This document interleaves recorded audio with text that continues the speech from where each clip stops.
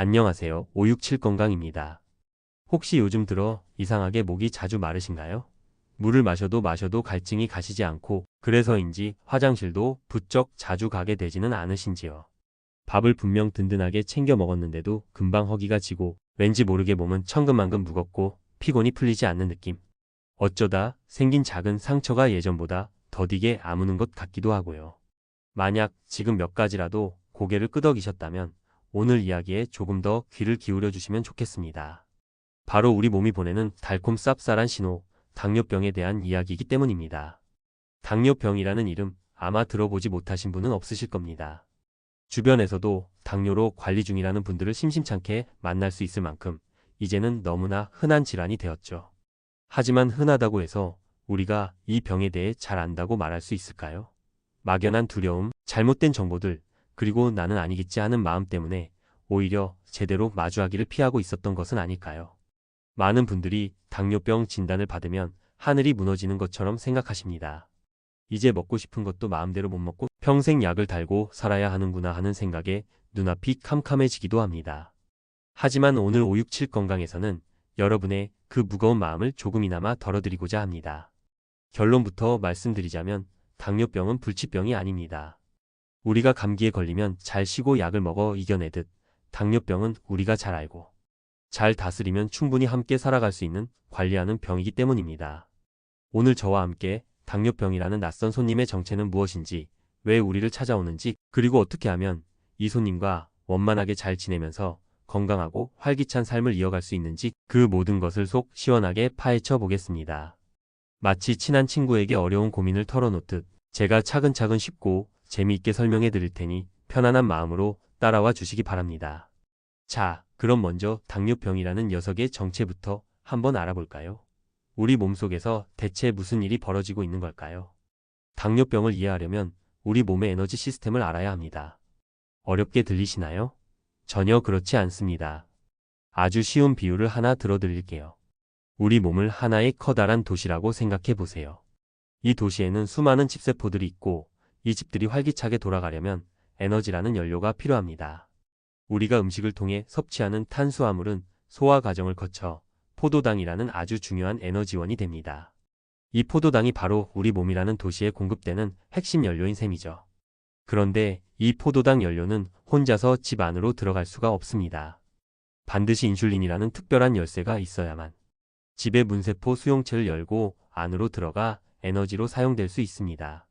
이 중요한 인슐린 열쇠는 우리 몸의 췌장이라는 발전소에서 만들어집니다. 즉, 건강한 몸은 우리가 밥을 먹으면 췌장에서 딱 필요한 만큼의 인슐린 열쇠를 만들어서 혈액 속으로 내보냅니다. 그러면 혈액을 타고 돌아다니던 포도당 연료가 인슐린 열쇠의 도움을 받아 각각의 집으로 쏙쏙 들어가고 우리 몸은 힘을 내서 활동할 수 있게 되는 거죠. 이때 혈액 속에 남아있는 포도당은 거의 없게 됩니다. 이게 바로 정상적인 과정입니다. 그런데 당뇨병은 바로 이 과정에 문제가 생긴 상태를 말합니다. 크게 두 가지 경우로 나눌 수 있는데요. 첫 번째는 췌장 발전소 자체가 고장이 나서 인슐린 열쇠를 아예 만들지 못하거나 아주 조금밖에 만들지 못하는 경우입니다. 이걸 일형 당뇨병이라고 부릅니다. 주로 어린 나이에 갑자기 발생하는 경우가 많고 전체 당뇨병 환자의 5% 미만을 차지합니다. 열쇠 자체가 없으니 혈액 속의 포도당은 집으로 들어가지 못하고 길거리를 하염없이 떠돌게 되는 것이죠. 하지만 우리가 오늘 집중적으로 이야기할 것은 바로 두 번째 경우, 이형 당뇨병입니다. 이것이 바로 우리나라 당뇨병 환자의 95% 이상을 차지하는 유형입니다. 이형 당뇨병은 췌장 발전소에서 인슐린 열쇠를 열심히 만들기는 만듭니다. 그런데 무슨 이유에선지 집의 자물쇠 세포 수용체가 고장 나거나 녹이 슬어서 열쇠가 잘 맞지 않는 상황이 벌어진 겁니다. 이걸 어려운 말로 인슐린 저항성이 높아졌다고 말합니다. 열쇠는 있는데 문이 잘 안 열리니 포도당 연료는 여전히 집으로 들어가지 못하고 혈액 속에 계속 쌓이게 됩니다. 상황이 이렇게 되니 우리 몸은 비상이 걸립니다. 연료가 집으로 안 들어가네? 열쇠가 부족한가? 라고 착각한 췌장 발전소는 더 많은 인슐린 열쇠를 만들어내기 위해 과부하 상태로 일을 하기 시작합니다. 초기에는 이렇게 췌장을 쥐어짜서 어떻게든 혈당을 조절하지만 이런 상태가 오랫동안 지속되면 결국 췌장도 지쳐서 나가떨어지게 됩니다. 나중에는 인슐린 열쇠를 만드는 능력 자체가 떨어지게 되는 것이죠. 결국 1형이든 2형이든 결과는 똑같습니다. 우리 몸의 칩세포들은 연료를 공급받지 못해 배고프고 힘이 없는 에너지 기아 상태에 빠지고, 반대로 혈액 속에는 갈 곳 없는 포도당들이 넘쳐나서 마치 끈적끈적한 설탕물처럼 변해버립니다. 이 설탕물 같은 피가 온몸의 혈관을 타고 돌아다닌다고 상상해 보세요. 어떤 일이 벌어질까요? 우리 몸의 모든 장기와 조직은 혈관을 통해 영양분과 산소를 공급받는데, 이 혈관이 끈적한 피 때문에 서서히 손상되고 망가지기 시작합니다. 이것이 바로 당뇨병이 무서운 진짜 이유, 바로 합병증의 시작입니다. 눈, 콩팥, 심장, 뇌, 발끝의 신경까지 혈관이 닿는 곳이라면 어디든 문제가 생길 수 있는 것이죠. 그래서 우리가 앞서 말했던 증상들이 나타나는 겁니다. 몸은 에너지가 부족하니 자꾸 배가 고프고 피곤합니다. 라식 피로. 혈액 속에 넘쳐나는 포도당을 어떻게든 몸 밖으로 내보내기 위해 소변을 자주 보게 되고 다녀 소변으로 수분이 많이 빠져나가니 심한 갈증을 느끼게 되는 것 다음입니다. 자, 이제 당뇨병의 정체가 조금은 명확해지셨나요? 단순히 소변에서 당이 나오는 병이 아니라 우리 몸의 에너지 시스템 전체에 문제가 생긴 대사 질환이라는 것을 꼭 기억해 주셔야 합니다.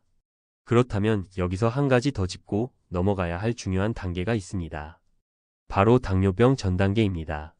말 그대로 당뇨병으로 진단되기 바로 직전에 경고등이 깜빡깜빡 켜진 상태를 말합니다. 정상 혈당보다는 높지만 아직 당뇨병으로 진단할 기준에는 미치지 못하는 애매한 상태인 거죠. 많은 분들이 이 전 단계라는 말을 대수롭지 않게 여기십니다. 아직 당뇨는 아니라니 다행이네 하고 안심하고 예전의 생활 습관으로 돌아가 버리곤 하죠. 하지만 이건 정말 위험한 생각입니다. 당뇨병 전 단계는 우리 몸이 보내는 마지막 구조 신호이자 정상으로 되돌아갈 수 있는 마지막 골든타임입니다. 이 시기를 어떻게 보내느냐에 따라 나의 남은 인생의 건강이 좌우된다고 해도 과언이 아닙니다.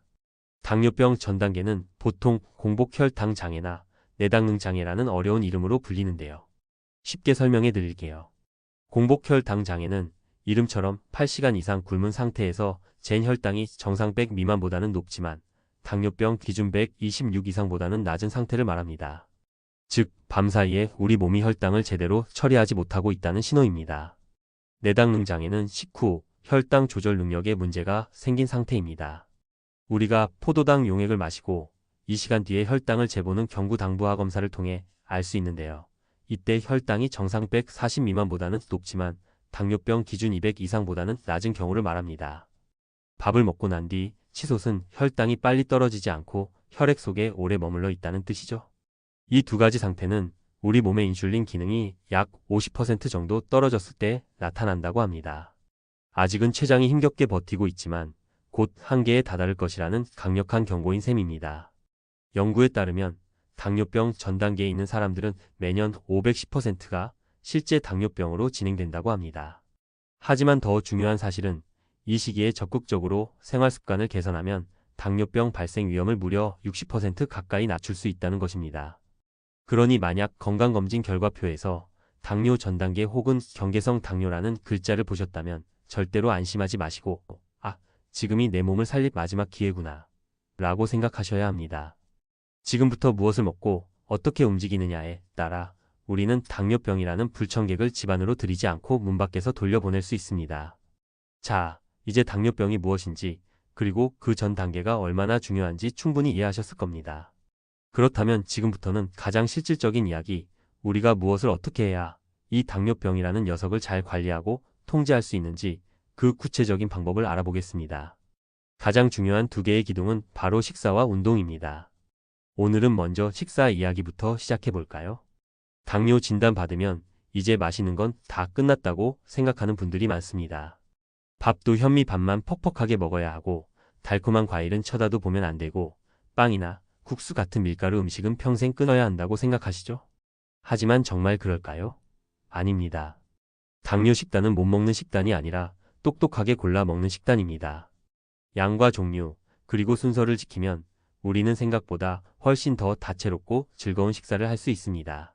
가장 먼저 기억하셔야 할 기적의 비법은 바로 식사 순서를 바꾸는 것입니다. 돈이 드는 것도 아니고 특별한 음식을 준비해야 하는 것도 아닙니다. 그저 먹는 순서만 바꿨을 뿐인데 우리 혈당은 놀랍도록 안정될 수 있습니다. 그 순서는 바로 채소 먼저, 그 다음엔 단백질과 지방 반찬, 그리고 마지막으로 밥과 같은 탄수화물입니다. 즉, 체단탄 이 순서를 꼭 기억해 주세요. 우리가 흔히 식사할 때를 떠올려 볼까요? 따끈한 흰쌀밥 한 숟갈에 김이 모락모락 나는 국이나 찌개를 먼저 먹고 짭짤한 반찬을 곁들여 먹는 경우가 대부분입니다. 하지만 이렇게 탄수화물인 밥을 가장 먼저 먹게 되면 우리 몸에 포도당이 아주 빠른 속도로 흡수되면서 혈당이 마치 롤러코스터처럼 급격하게 치솟게 됩니다. 이걸 혈당 스파이크라고 부르죠. 이런 혈당 스파이크가 반복되면 췌장은 지치고 혈관은 손상됩니다. 하지만 식사 순서를 바꿔서 식이섬유가 풍부한 채소나물, 쌈 채소, 샐러드 등을 가장 먼저 먹으면 어떻게 될까요? 식이섬유가 우리 위장 속에 먼저 들어가서 일종의 그물망 같은 쿠션을 만들어 줍니다. 그 다음에 단백질 고기, 생선, 두부과 지방 반찬을 먹어주면 포만감이 오래가고 음식물이 위에서 머무는 시간이 길어집니다. 그리고 마지막으로 탄수화물인 밥이나 면을 먹게 되면 이미 위장 속에 깔려있는 식이섬유, 그물망 덕분에 포도당이 아주 천천히 완만하게 흡수됩니다. 혈당이 롤러코스터를 타는 게 아니라 마치 언덕을 부드럽게 오르내리는 것처럼 안정적으로 유지되는 것이죠. 정말 놀랍지 않나요? 오늘 저녁 식사부터 당장 한번 시작해 보세요. 상추나 깻잎 몇 장, 오이나 당근 스틱 몇 조각이라도 좋습니다. 밥 숟가락을 들기 전에 채소를 먼저 드시는 습관을 들이는 것, 이것이 당뇨 관리의 첫걸음입니다. 여기에 한 가지 더. 식사 시간은 최소 20분 이상, 천천히 꼭꼭 씹어 드시는 것이 중요합니다. 우리가 음식을 먹기 시작하면 뇌의 포만 중추가 배가 부르다는 신호를 보내기까지 약 20분의 시간이 걸린다고 합니다. 너무 빨리 식사를 하면 뇌가 배부르다는 신호를 보내기도 전에 이미 과식을 하게 되는 것이죠. 천천히 음식을 음미하며 드시는 습관은 과식을 막아줄 뿐만 아니라 소화에도 좋고 혈당 관리에도 큰 도움이 됩니다. 자, 식사 순서의 중요성을 알았다면 이제 무엇을 먹을까에 대한 고민을 해결해 볼 차례입니다. 당뇨 팝상의 핵심은 혈당 지수 GI, 글라이세믹 인덱스라는 개념을 이해하는 것입니다. 말이 조금 어렵게 들리지만 아주 간단합니다. 음식을 먹었을 때 얼마나 빨리 혈당을 올리는지를 0부터 100까지의 숫자로 나타낸 지표입니다. 숫자가 높을수록 혈당을 빨리 올리는 나쁜 탄수화물이고 숫자가 낮을수록 혈당을 천천히 올리는 착한 탄수화물이라고 생각하시면 됩니다. 마치 불을 피울 때 마른 종이는 순식간에 활활 타올랐다가 금방 꺼져버리지만 두꺼운 장작은 오랫동안 은은하게 타오르는 것과 같습니다. 혈당 지수가 높은 음식은 우리 몸의 혈당을 종이처럼 순식간에 태워버리고 혈당 지수가 낮은 음식은 장작처럼 천천히 태워서 에너지를 꾸준히 공급해 줍니다. 예를 들어볼까요? 우리가 매일 먹는 밥. 흰쌀밥의 혈당 지수는 86으로 매우 높은 편에 속합니다. 하지만 현미밥은 56, 보리밥은 50 정도로 훨씬 낮습니다. 감자 90보다는 고구마 55가, 흰 식빵 73보다는 통밀빵 52 혈당을 훨씬 천천히 올리는 착한 탄수화물인 셈이죠.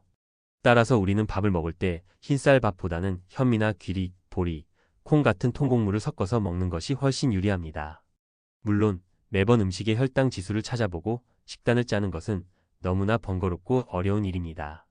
그래서 567 건강이 아주 쉬운 황금률을 알려드리겠습니다. 바로 자연 그대로의 모습을 간직한 음식을 고르는 것입니다. 도전과 가공을 덜 거친 음식일수록 혈당 지수가 낮습니다. 흰쌀보다는 껍질을 덜 깎은 현미가, 하얀 밀가루보다는 통밀이, 과일 주스보다는 생과일이 훨씬 더 좋은 선택입니다. 당뇨 밥상에 꼭 올려야 할 추천 식품들을 정리해 드릴게요. 첫째, 착한 탄수화물인 통곡물. 앞서 말씀드린 현미, 귀리, 보리, 퀴노아 등이 있습니다. 둘째, 건강한 단백질. 기름기가 적은 살코기, 등푸른 생선, 달걀, 그리고 식물성 단백질이 풍부한 콩과 두부는 최고의 반찬입니다. 특히 등푸른 생선의 풍부한 오메가-3 지방산은 혈관 건강에 아주 좋습니다. 셋째, 식이섬유의 왕인 채소. 특히 짙은 녹색 잎채소 시금치, 케일, 상추 등은 칼로리는 낮고 영양은 풍부해서 얼마든지 드셔도 좋습니다. 넷째, 건강한 지방인 견과류와 식물성 기름. 아몬드, 호두 같은 견과류나 아보카도, 올리브유, 들기름 등은 혈관을 깨끗하게 해주는 좋은 지방입니다. 반대로 우리가 가급적 피해야 할 음식들도 있겠죠? 첫째는 단연코 설탕과 액상과당입니다. 콜라, 사이다 같은 탄산음료나 과일 주스, 믹스커피 등에 들어있는 단순당은 우리 몸에 흡수되자마자 혈당을 수직으로 상승시키는 주범입니다. 이들은 영양가는 전혀 없이 혈당만 올리므로 가급적 물이나 차로 대체하는 습관을 들이시는 것이 좋습니다. 둘째는 정제된 탄수화물. 흰쌀밥, 흰빵, 국수, 떡, 과자처럼 하얗고 부드러운 음식들은 소화 흡수가 빨라 혈당을 급격히 올립니다. 셋째는 가공식품과 튀김. 햄, 소시지 같은 가공육이나 과자, 라면 등은 포화지방과 트랜스지방, 나트륨 함량이 높아 혈당 관리뿐만 아니라 심혈관 건강에도 매우 해롭습니다. 여기서 많은 분들이 궁금해하시는 것이 바로 과일입니다. 당뇨 환자는 과일 먹으면 큰일 난다던데 정말인가요? 하고 물어보시는 분들이 참 많습니다. 과일에는 비타민과 무기질, 식이섬유 등 우리 몸에 좋은 영양소가 풍부하지만 동시에 혈당을 올리는 과당도 많이 들어있기 때문에 이런 논란이 생기는 것이죠. 결론부터 말씀드리자면 당뇨 환자도 과일 똑똑하게 먹으면 약이 될 수 있습니다. 중요한 것은 언제, 얼마큼, 어떤 과일을 먹느냐입니다. 우선 과일은 식사 직후에 디저트로 드시는 것보다는 식사와 식사 사이 간식으로 드시는 것이 혈당 관리에 훨씬 유리합니다. 식후에 바로 먹으면 이미 올라간 혈당에 기름을 붓는 격이 될 수 있습니다. 양도 중요합니다. 한꺼번에 너무 많은 양을 드시기보다는 하루에 12번, 본인 주먹의 반 정도 되는 양으로 제한하는 것이 좋습니다. 예를 들어 사과는 3분의 1쪽, 바나나는 반개, 딸기는 56알 정도가 적당량입니다. 어떤 과일을 고르는지도 중요한데요. 비교적 혈당 지수가 낮은 과일인 딸기, 블루베리, 체리, 자몽, 배, 사과 등을 위주로 드시고 수박이나 멜론, 파인애플처럼 수분이 많고 단 과일은 조금 더 주의하시는 것이 좋습니다. 가장 중요한 것은 주스나 즉 통조림 형태가 아닌 생과일 그대로 껍질째 드시는 것입니다. 껍질에 풍부한 식이섬유가 과당의 흡수를 늦춰주기 때문입니다. 마지막으로 식사 문제에서 빼놓을 수 없는 것이 바로 외식과 모임입니다. 사회생활을 하다 보면 어쩔 수 없이 밖에서 식사를 해야 하는 경우가 생기죠. 이럴 때마다 스트레스를 받으실 필요는 없습니다. 몇 가지 지혜로운 요령만 알고 계시면 됩니다. 메뉴를 선택할 때는 가급적 튀기거나 볶은 요리보다는 찌거나 삶거나 구운 요리를 선택하세요. 중국집에 갔다면 기름진 짬뽕이나 짜장면보다는 채소가 많이 들어간 울면이나 잡채밥을, 고깃집에 갔다면 달콤한 양념갈비보다는 생고기를 구워서 쌈 채소와 함께 드시는 것이 좋습니다. 국물 요리는 맛있지만 나트륨 함량이 높으니 가급적 건더기 위주로 드시고 밥은 평소보다 반 공기 정도 덜어내고 시작하는 것도 좋은 방법입니다. 만약 어쩔 수 없이 과식을 하게 되었다면 너무 자책하지 마세요. 그럴 수도 있습니다. 중요한 것은 그 다음입니다. 과식한 다음 끼니는 평소보다 식사량을 조금 줄이거나 가벼운 샐러드나 두부 등으로 대체해서 전체적인 균형을 맞춰주시면 됩니다. 그리고 평소보다 조금 더 걷거나 움직여서 몸속에 들어온 여분의 에너지를 사용해 주는 것도 잊지 마시고요. 어떠신가요? 당뇨병 식단, 생각보다 그렇게 팍팍하고 어렵지만은 않죠? 핵심은 균형입니다. 특정 음식을 무조건 금지하기보다는 다양한 음식을 골고루, 적당량, 올바른 순서로 드시는 지혜가 필요합니다. 자, 이렇게 식사를 통해 우리 몸에 들어오는 에너지의 양과 질을 조절했다면 이제는 이미 들어온 에너지를 효과적으로 사용하는 방법을 알아봐야겠죠? 바로 우리 몸에 주어진 최고의 명약, 운동입니다.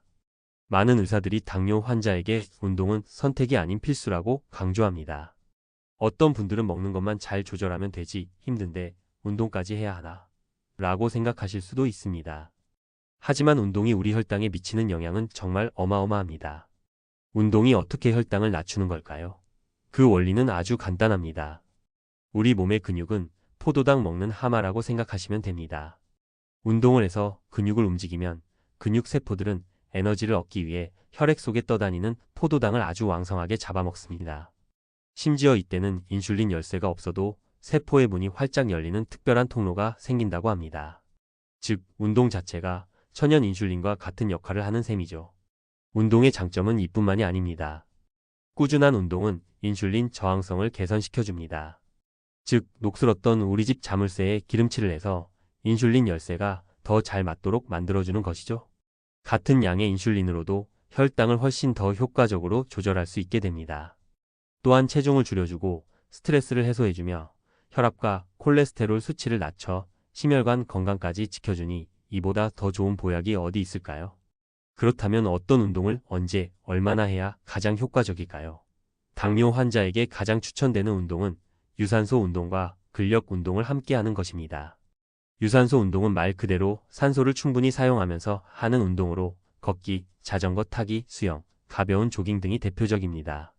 이런 운동은 혈액 속에 포도당을 직접적으로 태워서 혈당을 낮추고 심장과 폐 기능을 튼튼하게 만들어줍니다. 근력 운동은 스쿼트나 런지, 가벼운 아령 들기, 계단 오르기처럼 근육에 힘을 주어 근육량을 늘리는 운동입니다. 근력 운동이 왜 중요할까요? 앞서 근육이 포도당 먹는 하마라고 말씀드렸죠? 근력 운동을 통해 우리 몸의 근육량이 늘어나면 포도당을 저장하고 사용할 수 있는 창고가 더 커지는 것과 같습니다. 평소에도 더 많은 포도당을 효율적으로 처리할 수 있는 몸이 되는 것이죠. 특히 허벅지 근육은 우리 몸에서 가장 큰 근육이기 때문에 스쿼트처럼 허벅지를 단련하는 운동은 혈당 관리에 매우 효과적입니다. 운동 시간과 강도도 중요합니다. 일반적으로는 일주일에 35일, 한 번에 30분 1시간 정도 꾸준히 하시는 것을 권장합니다. 너무 욕심내서 한 번에 몰아서 하기보다는 매일 조금씩이라도 꾸준히 하는 것이 훨씬 중요합니다.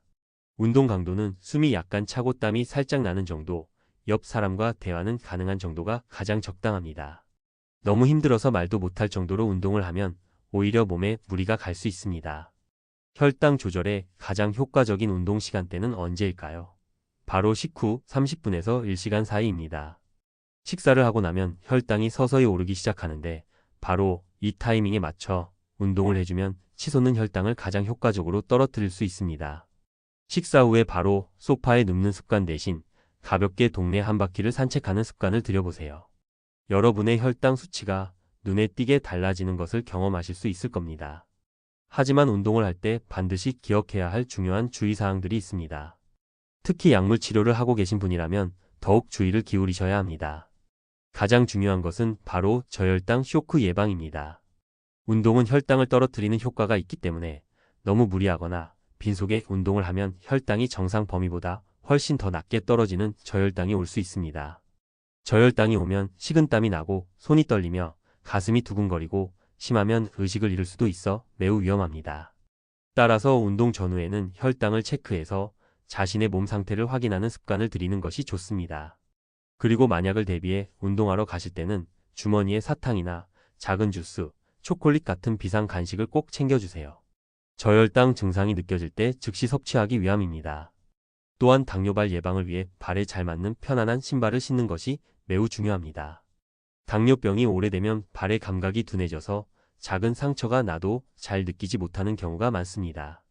그런데 혈액순환도 잘 안 되고 혈당이 높아 세균이 번식하기 좋은 환경이라 작은 상처가 궤양으로 발전하고 심하면 발을 절단해야 하는 끔찍한 상황까지 갈 수 있습니다. 따라서 발을 항상 깨끗하게 씻고 잘 말리며 상처가 없는지 매일 꼼꼼히 살피고 발에 압박을 주지 않는 편안한 양말과 신발을 착용하는 것이 무엇보다 중요합니다. 기억하세요. 운동의 핵심은 무리하지 않고 매일 꾸준히 하는 것입니다. 거창한 목표를 세우기보다는 오늘 내가 할 수 있는 만큼만 즐거운 마음으로 시작해보세요. 엘리베이터 대신 계단을 이용하고 한 정거장 먼저 내려서 걷는 것부터 시작해도 좋습니다. 그렇게 작은 습관들이 모여 여러분의 건강을 지키는 가장 튼튼한 방패가 되어줄 것입니다. 자, 지금까지 당뇨 관리의 두 축인 식사와 운동에 대해 자세히 알아봤습니다. 이제 마지막으로 이렇게 노력한 결과가 어떤지 확인하고 혹시 모를 위험을 미리 막기 위한 점검의 단계로 넘어가 보겠습니다. 바로 혈당 측정과 합병증 관리입니다. 많은 분들이 병원에서 피를 뽑아 검사하는 것만 중요하다고 생각하시고 집에서 손가락을 찔러 혈당을 재는 자가 혈당 측정은 소홀히 하는 경우가 많습니다. 하지만 자가 혈당 측정은 당뇨 관리의 성적표이자 내 몸의 상태를 알려주는 가장 중요한 건강 일기입니다. 우리가 병원에서 재는 공복 혈당이나 당화 혈색소는 특정 시점이나 지난 몇 달간의 평균 점수를 보여줄 뿐입니다. 하지만 자가 혈당 측정은 내가 어젯밤에 먹은 야식이 오늘 아침에 한 운동이 내 혈당에 어떤 영향을 미쳤는지를 실시간으로 보여줍니다. 어떤 음식이 내 혈당을 많이 올리는지, 어떤 운동이 혈당을 효과적으로 떨어뜨리는지 내 몸의 혈당 변화, 패턴을 스스로 파악할 수 있게 되는 것이죠. 이것은 마치 깜깜한 밤길에 등불을 들고 가는 것과 같습니다. 내 몸의 상태를 알아야 그에 맞게 대처하고 더 효과적으로 혈당을 관리할 수 있습니다. 올바른 측정을 위해서는 몇 가지 알아두실 점이 있습니다. 손을 깨끗이 씻고 손가락 가장자리를 체열침으로 찌르는 것이 통증이 덜합니다. 첫 혈방울은 알코올 성분이 섞여 있을 수 있으니 닦아내고 두 번째 혈방울로 측정하는 것이 더 정확합니다. 측정 시간은 보통 아침에 일어나서 재는 공복 혈당, 식사를 시작한 시점으로부터 2시간 뒤에 재는 식후 2시간 혈당, 그리고 잠자리에 들기 전에 재는 취침 전 혈당이 기본입니다. 담당 의사 선생님과 상의하여 본인에게 맞는 측정 시간과 횟수를 정하는 것이 가장 좋습니다. 그리고 측정된 숫자에 너무 일희일비하지 마세요. 혈당은 그날의 컨디션, 스트레스, 식사 등 다양한 요인에 따라 수시로 변할 수 있습니다. 중요한 것은 하나의 숫자가 아니라 꾸준히 기록하며 전반적인 혈당의 흐름을 파악하는 것입니다. 병원에서 하는 검사 중에서는 당화 혈색소 HbA1c라는 수치를 꼭 알고 계셔야 합니다. 혈당 수치는 매 순간 변하는 순간 속도와 같다면 당화 혈색소는 지난 23개월 동안의 평균 속도를 보여주는 아주 중요한 지표입니다. 혈액 속의 포도당은 적혈구의 혈색소 헤모글로빈에 달라붙는 성질이 있습니다. 혈당이 높을수록 더 많은 포도당이 혈색소에 달라붙겠죠.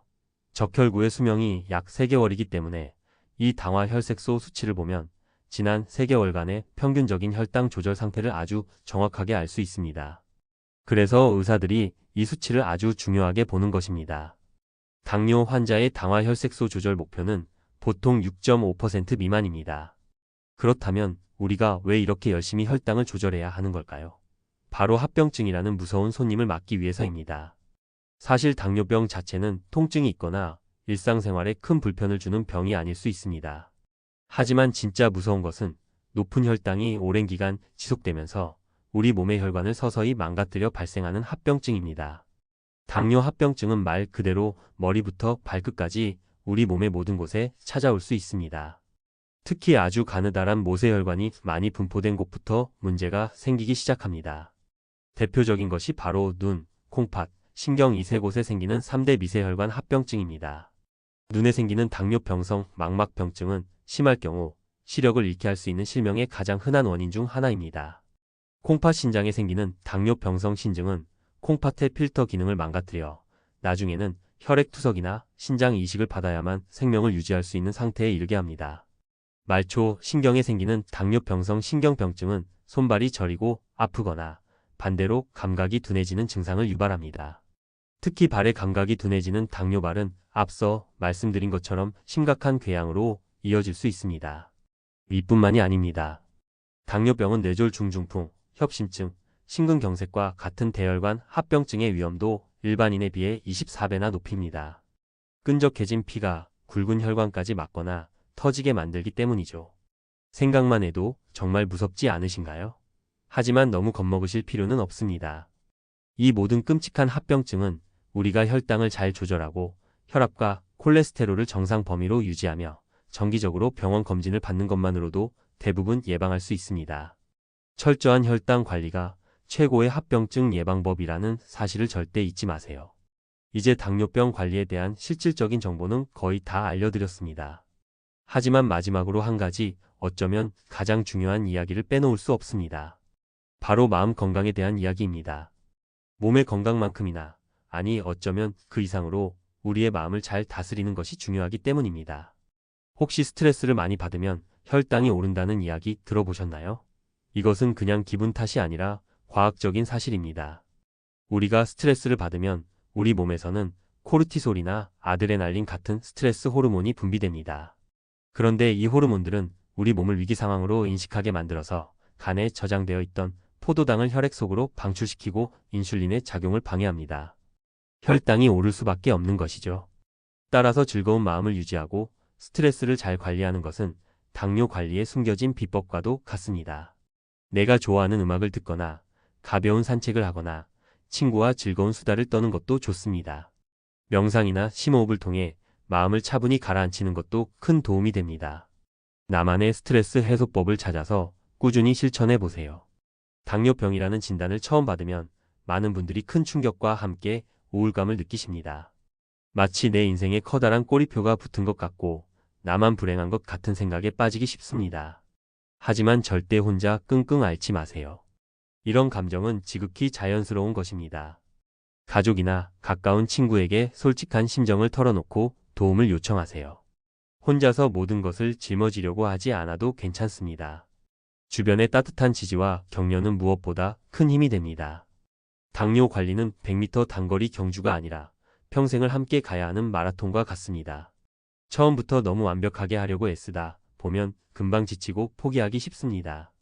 너무 높은 목표보다는 내가 오늘 당장 실천할 수 있는 작은 목표부터 세워보세요. 오늘 저녁은 밥을 반 공기만 먹어봐야지, 점심 먹고 10분만 걸어봐야지와 같은 작은 성공들이 모여서 꾸준함을 만들고 그 꾸준함이 결국 여러분의 건강을 지켜줄 것입니다. 그리고 마지막으로 한 가지 당부드리고 싶은 말씀이 있습니다. 주변에서 이것만 먹으면 당뇨가 낫는다더라, 이런 민간요법이 병원 약보다 좋다더라 하는 말에 절대로 현혹되지 마세요. 당뇨병은 과학적으로 검증된 방법, 즉 올바른 식습관, 꾸준한 운동, 그리고 필요한 경우 의사의 처방에 따른 약물 치료를 통해 관리해야 하는 질병입니다. 잘못된 정보는 오히려 여러분의 건강을 심각하게 해칠 수 있다는 사실을 꼭 명심하시기 바랍니다. 자, 오늘 정말 긴 시간 동안 당뇨병에 대한 많은 이야기를 나누었습니다. 어떠셨나요? 막연했던 두려움이 조금은 자신감으로 바뀌셨을까요? 오늘의 이야기를 3가지로 요약해 보겠습니다. 첫째, 잘 먹고 마이너스 식사 순서를 지키고 혈당 지수가 낮은 착한 탄수화물과 신선한 채소, 건강한 단백질 위주로 균형 잡힌 식사를 하는 것. 둘째, 잘 움직이고 마이너스 식후에 걷는 습관을 들이고 유산소 운동과 근력 운동을 꾸준히 해서 우리 몸의 근육을 포도당 청소기로 만드는 것. 셋째, 잘 측정하고 마이너스 자가 혈당 측정을 통해 내 몸의 변화를 꾸준히 기록하고 정기적인 병원 검진으로 합병증을 예방하는 것입니다. 이 3잘 원칙만 기억하신다면 당뇨병은 더 이상 여러분의 삶을 위협하는 두려운 존재가 아닐 겁니다. 오히려 당뇨병 관리는 귀찮은 숙제가 아니라 내 몸을 더 잘 이해하고 더 건강한 생활 습관을 통해 나 자신을 더 아끼고 사랑하게 되는 하나의 과정이 될 수 있습니다. 당뇨병이라는 친구와 함께 더 활기차고 건강한 내일을 만들어 가실 수 있도록 저희 567 건강이 늘 여러분 곁에서 응원하겠습니다. 여러분은 혼자가 아닙니다. 오늘부터 우리 함께 건강한 첫걸음을 내디뎌 봅시다.